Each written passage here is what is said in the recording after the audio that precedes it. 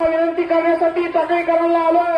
जर ही टाकळी मागे उभी राहिली, तळेगाव मागे उभं राहिलं, निदोरा मागे उभं राहिलं तर जिल्हा परिषदच्या दोन्ही गेवराया जिल्हा परिषदचं सीट आपलं निघतं. जर का मी जिल्हा परिषदेवर गेलो, माझ्या गावाचा पूर्ण सर्कल करण्याची जबाबदारी माझी आहे. आज जर का तुम्ही मला संधी दिली नाही, पुन्हा मी तुम्हाला दिसणार. मी किती दिवस लढू, मग किती केस अंगावर घेऊ मी. मग तडीपाराच्या नोटिसा काढून ठेवलंय आणि आता जर का मला कोणी वाचू शकाल तर तुम्ही आहे. आणि जर लोक म्हणत होते ना, अपक्ष जमत नाही पक्ष पाहिजे, अपक्ष जमत नाही पक्ष पाहिजे, आणलं नाही आता धनुष्यबाण आणलं की नाही. तुम्ही आहे का तर नाही सगळं.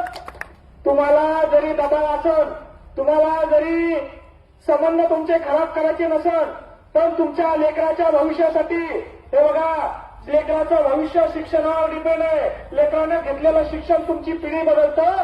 आणि शिक्षण व्यवस्था जर व्यवस्थित करायची असेल, तुमची आरोग्य व्यवस्था जर व्यवस्थित करायची असेल, तुमचे रस्ते जर चांगले करायचे असेल तर सुशिक्षित नेत्याशिवाय तुम्हाला पर्याय नाही. म्हणून हात जोडून विनंती करतो, ही संधी गमावू नका. तुम्ही आता हुशार आहे. मी काहीही सांगितलं तुम्ही म्हणशाल निवडणूक आहे, हा भाषण देऊ राहिला, याला निवडून यायचं म्हणून सांगू राहिला. तसं सांगत नाही. तुम्हाला जर वाटत असेल हा भ्रष्ट आहे, तुम्हाला जर वाटत असेल हा उमेदवार काम करणार आहे, तर मला मतदान देऊ नका.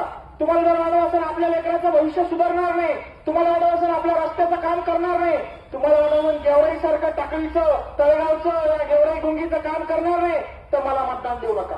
भीक म्हणून मला मतदान देऊ नका.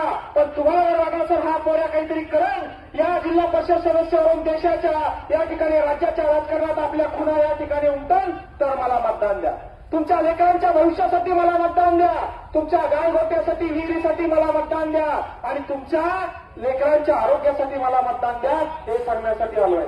मला निवडून येण्यासाठी, मला गाडीत फिरण्यासाठी, मला बंगल्यात फिरण्यासाठी मतदान देऊ नका. मी स्पष्ट सांगतोय. तुम्हाला जर वाटत असेल की हा भागता आहे, तुम्हाला जर वाटत असेल की हा खोटारड आहे, मी जवान आहे, अजून म्हातारा झालो का? असं नाही की आलं आणि आश्वासन दिलं पुन्हा 10 वर्ष दिसणार नाही. आत्ताशी राजकीय पक्षात मी प्रवेश केला, अजून माझ्या पुढे लय राजकीय आयुष्य पडलं. जर तुमचे कामं केले नाही तर तुम्हाला पुन्हा तोंड दाखवणार नाही, तोंड काळं करणार नाही. पण पक्ष बघून या ठिकाणी पक्ष लागत होता, आणला धनुष्यबाण. तुम्हाला सगळ्यांना एवढ्या वेळी या शेतकऱ्याच्या पोराला मदत करायला लागल.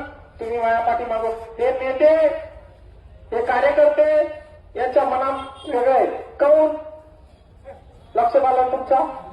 पण सामान्य लोकांच्या मनात मला माहितीये काय. सामान्य लोकांच्या मनात मंगेश साबळे, कारण मंगेश साबळेंनी गेवराई पायगाला काम केलं, मंगेश साबळे टाकळी कोलतेत काम करणार आहे. इथं या ठिकाणी पुतळा बसायचा होता, माझे सगळे तरुण मित्र साक्षीदार आहे. रात्री 12 वाजता आम्ही आलो. मी आज छत्रपती शिवाजी महाराजांची 8 दिवसात माझ्या बापाची कपाटात ठेवलेली अंगठी मोडली, राहुल काकडेला विचारा, आणि 40,000 रुपये पुतळ्यासाठी दिले.